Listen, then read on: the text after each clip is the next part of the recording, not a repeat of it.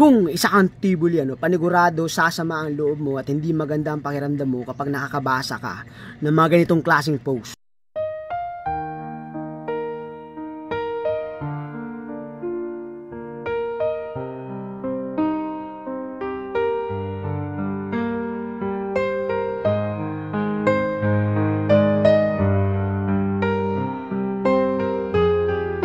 Bilang isang tibuli, medyo nakakasama ng loob na nakakabasa tayo at nakakita tayo ng ganitong klaseng post dito sa social media.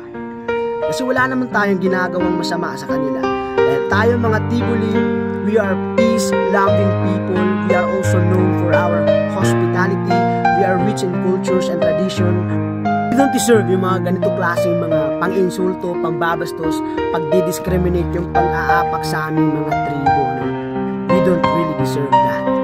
Even the way na pinagtatawanan kami, the way kami magsasalita ng Ilonggo, na yung accent namin ay pang-tibuli pa rin, na pinagtatawanan kami, ginagawa kaming katatawanan ng ilang mga tao, we don't even deserve that. Please, kindly stop that. Disclaimer lang po di ko po ginagamit ang ganitong klaseng post, ganitong klaseng video para lang umangat ang aking followers at dumami ang aking views. Kundi, para lang mai-aware ng aking mga katribo na di po dapat nating itinotolerate yung mga ganitong klaseng mga gawain, yung mga pag-iinsulto. At ito rin yung mensahe ko sa mga tao na insulto, patawarin nawa kayo ng Diyos. And I pray that God forgive them for what they do because they don't know what they are doing.